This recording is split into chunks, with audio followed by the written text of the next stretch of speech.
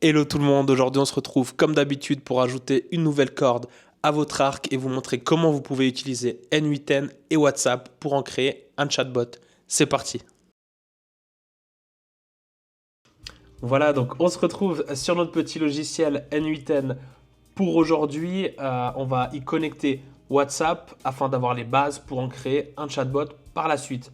Deux, trois petits mots sur N8N, si vous ne connaissez pas qu'est-ce qu'il en est. C'est un logiciel d'automatisation très similaire à Make, à quelques exceptions près. Donc, premièrement, ce qu'il faut soulever, c'est que N8N est un logiciel open source, ce qui n'est pas du tout le cas de Make. Ok. Deuxièmement, on a la possibilité d'auto-héberger N8N ou de l'utiliser via le cloud, ce qui n'est pas du tout le cas de Make non plus. Donc c'est super intéressant, vous pouvez le télécharger sur votre machine. Ok. Profitez pour laisser, vous avez je crois 14 jours d'essai gratuit sur le cloud pour tester, pour prendre la main avec N8N, etc. et de voir si vous voulez aller plus loin par la suite. Troisième chose à soulever, c'est au niveau du pricing. Là où Make facture l'opération, donc chaque module dans notre scénario a des opérations et c'est ça qui est facturé. Make fait l'inverse, facture à l'exécution complète du workflow. Donc c'est super intéressant. Vous voyez, vous avez 2500 exécutions, 10 000 exécutions. Voilà, donc super intéressant. Et encore ça, c'est justement pour le plan cloud, donc hébergé par N8N. Ok, donc voilà pour faire un petit tour pour ce logiciel. Vous avez une doc, une communauté, un blog qui est assez cool, où vous avez plein de use cases, plein de démos, où vous pouvez apprendre par vous-même à faire des choses déjà assez pertinentes.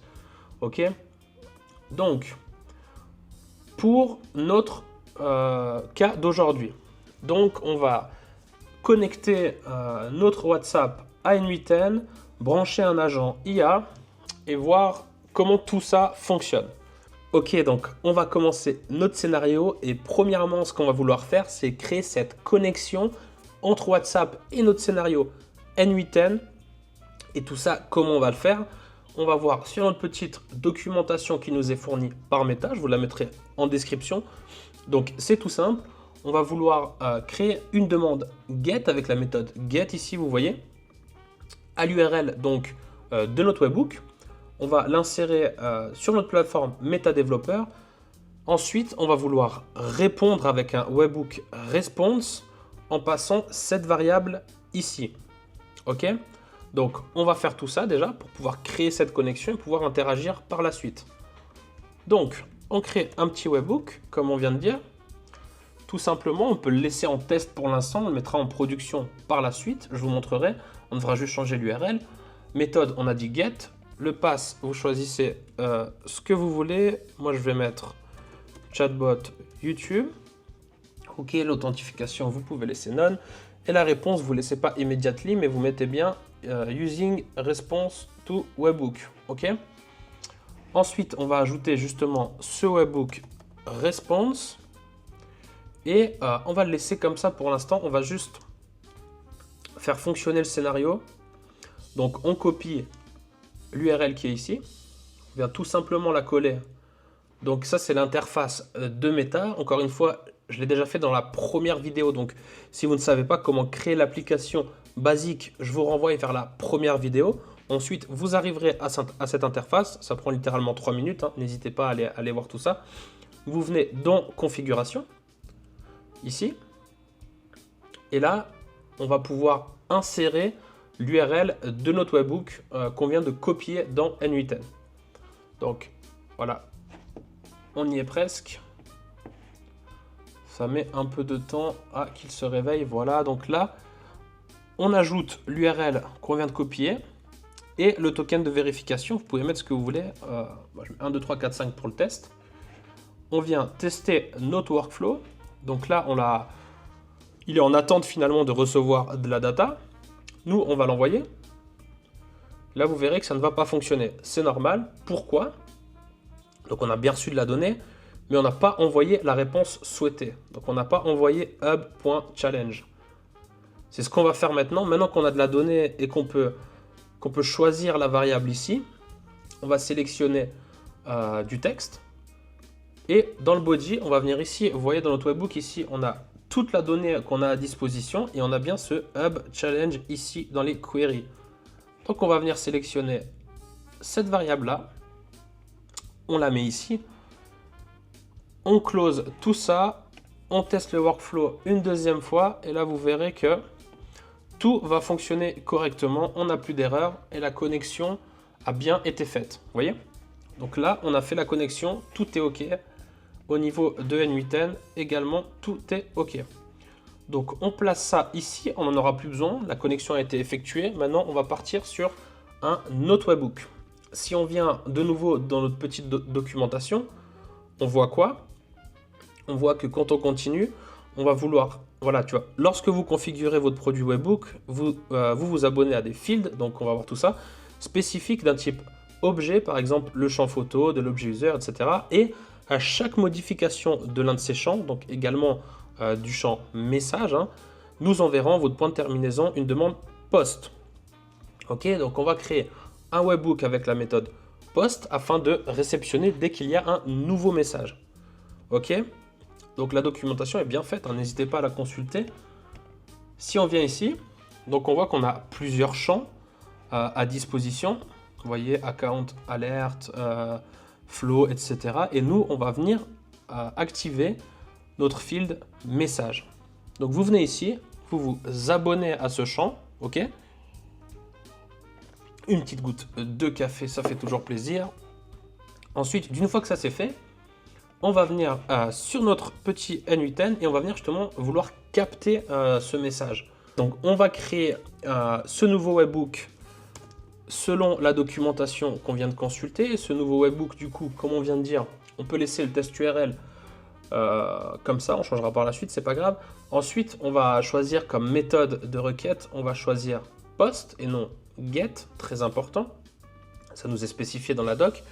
Ensuite, au niveau du pass, on met le même qu'on a mis avant, donc on avait mis chatbot YouTube.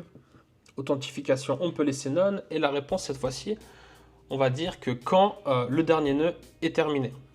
Ok, et on va choisir un module WhatsApp afin de nous renvoyer une réponse. Donc là, on a configuré notre webbook et on peut tester. Hein, on peut tester. Donc attendez, je vous ouvre juste le petit WhatsApp et on va voir tout ça. Voilà, donc on se retrouve avec la petite conversation WhatsApp de notre chatbot. On va activer notre workflow pour lui permettre de recevoir notre message et on va tester tout ça. On va envoyer un test, peu importe. Voilà, vous voyez bien, on a bien reçu notre donnée ici. Ok, donc on a reçu, si vous regardez le body ici, test. Donc la connexion fonctionne bien, on peut envoyer des messages et les réceptionner directement sur N8N. Donc le gros du boulot est fait. Maintenant, qu'est-ce qu'on va vouloir faire? C'est répondre automatiquement via un assistant IA à notre interlocuteur. Donc vous voyez, on est déjà aux prémices de la création d'un chatbot. Comme ça, vous aurez les basiques et on fera une vidéo plus détaillée avec un use case précis par la suite. Mais créons déjà cette petite assistant. Donc on met AI Agent, vous voyez ici. Ok, donc on choisit ça. Et là, on aura plusieurs choses à sélectionner. Déjà, pardon, l'agent. Nous, on veut un agent conversationnel. Donc, on sélectionne ça. Au niveau du prompt, vous allez choisir Define Below. Et au niveau du texte, vous mettez expression. Et on vient choisir finalement tout simplement le texte qu'on aura reçu de notre interlocuteur. Donc, vous voyez, vous trouvez cette variable ici. Donc, dans message, texte, body. Vous venez juste la sélectionner comme ça et la positionner ici dedans. Ok, au niveau des options, c'est ici qu'on va choisir du coup le système message, donc le système prompt, hein, finalement, comment notre modèle doit agir. Et on va tout simplement lui dire pour les besoins de la vidéo.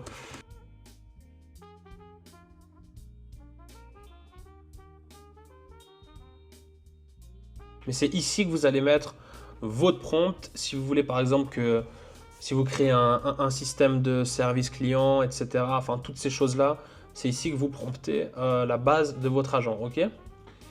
D'une fois que nous, on a fait ça, donc là, on a on a détaillé les besoins de l'agent. Maintenant, ce qu'on va devoir faire, c'est lui ajouter un modèle. Donc un modèle, hein, vous voyez, on a OpenAI, on a Anthropic, on a Ollama, on a tout ce que vous voulez. Donc on va choisir Anthropic. J'ai déjà mon compte qui est connecté. Si ce n'est pas le cas, vous avez juste à copier-coller l'API, la clé pardon, API qui vous est donnée sur Anthropic.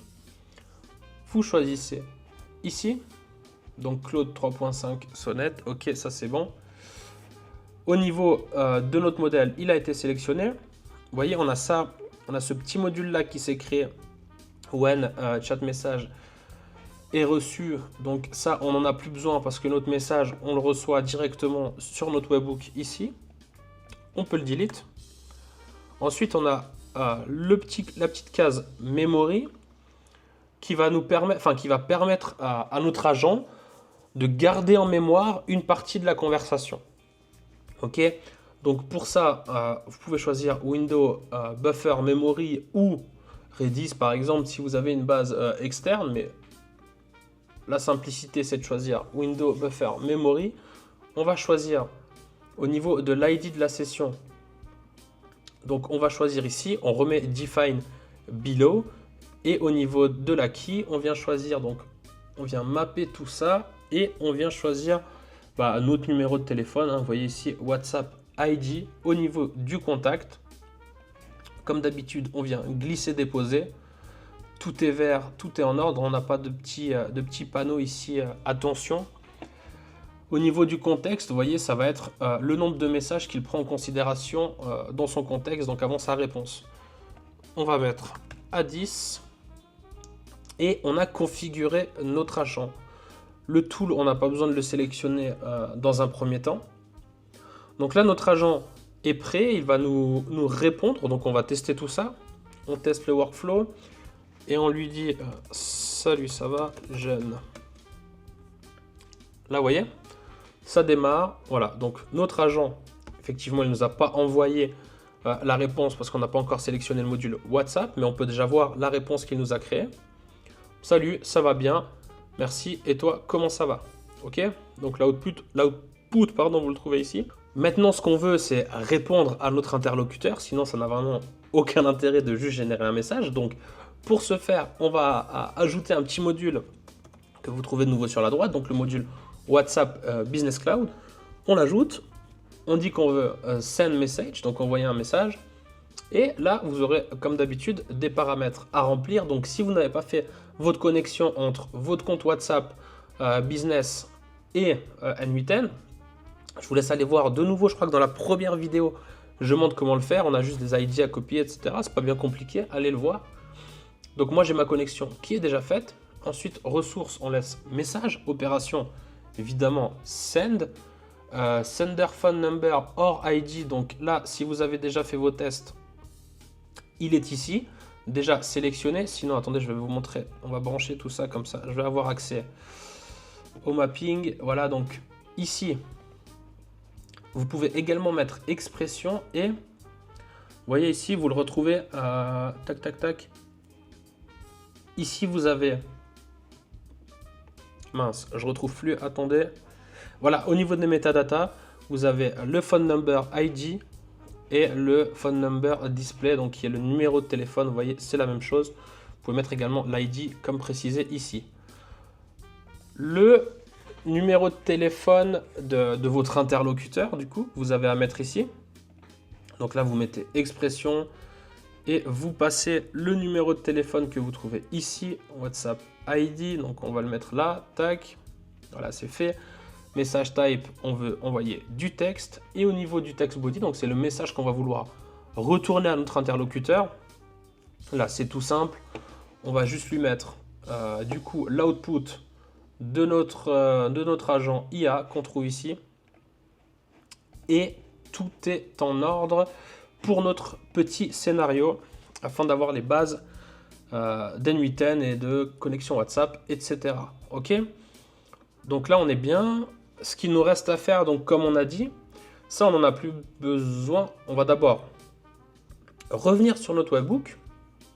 Vous savez quoi, on va d'abord déjà tester une fois. Donc on teste notre workflow.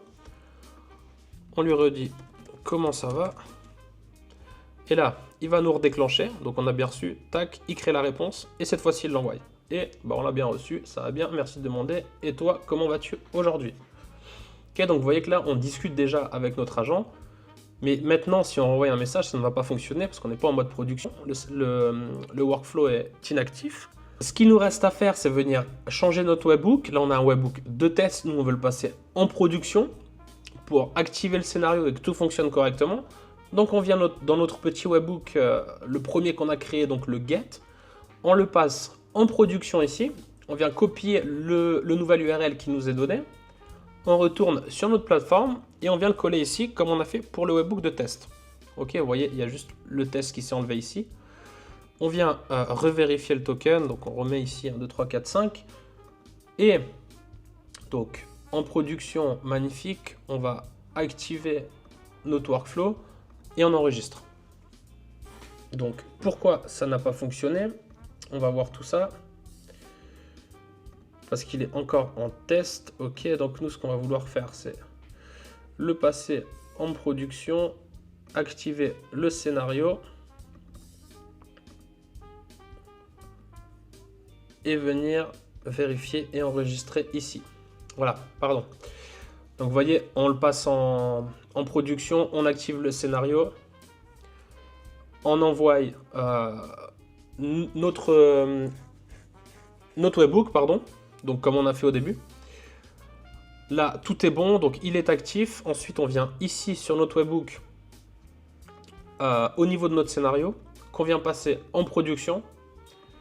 Voilà, donc là, tout est OK, tout va fonctionner. On peut enlever notre webhook get, qui servait uniquement à activer, si vous voulez, notre connexion. Et on va pouvoir tester, du coup, notre petit chatbot ici. Donc là, on lui a demandé comment ça allait. On va lui dire donne-moi la recette d'une tarte aux pommes. Donne-moi la recette d'une tarte aux pommes. Et là, ça va se déclencher. Par contre, on ne voit plus l'exécution ici. On va devoir aller dans nos exécutions pour voir tout ça. Mais, vous voyez, on a bien reçu notre réponse. Il nous demande s'il veut détailler un peu plus. Oui, détaille-moi tout ça. Détaille-moi tout ça. Et là, il va faire fonctionner notre scénario et nous envoie une réponse détaillée, préchauffer le four, étaler, enfin voilà, la recette d'une tarte aux pommes classique.